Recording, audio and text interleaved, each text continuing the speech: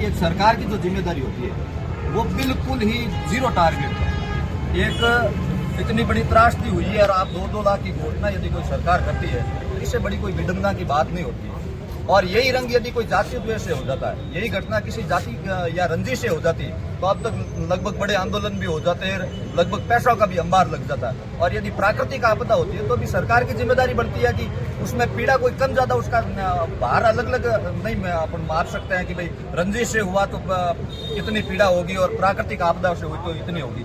तो इस बात को आज की जो शासन प्रणाली है उसका एक ही बन गया कि आपको जातिगत टारगेट करके जाति में वोट कैसे लिया जाए उसके आधार पर घटना होती है तो सरकार सब कुछ करती है। लेकिन यदि प्राकृतिक या ईश्वरीय घटना होती है तो आपने देखा ही ऐसा कुछ नहीं हो रहा है। तो आप और जब मानवीय मूल्यों की बात आती है तब पार्टियां, समाज, जाति ये सब दूर की बातें हो जाती है। और इसी मानवीय मूल्यों को भी हमारे पार्टी जो सुप्रीमो हनुमान जी उन्होंने भी निभाया।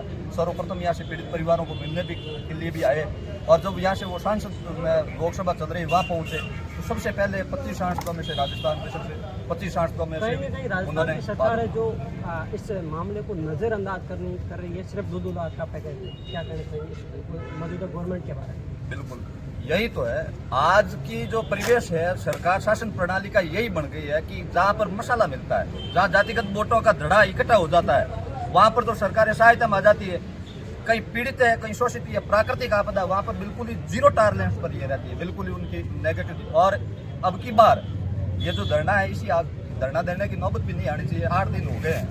यदि इस बार ये है तो ये शासन प्रणाली के एक अंदर रूल डालने की ये धरना दिया हमने कि भाई ये धरना इसलिए है कि यदि प्राकृतिक आपदा से भी यदि किसी परिवार के साथ अनहोनी होती है तो आप जिस प्रकार से रंजिश से होती है उसी प्रकार प्राकृतिक आपदा से होती है और अब उन परिवारों की मदद करनी चाहिए। हमारे साथ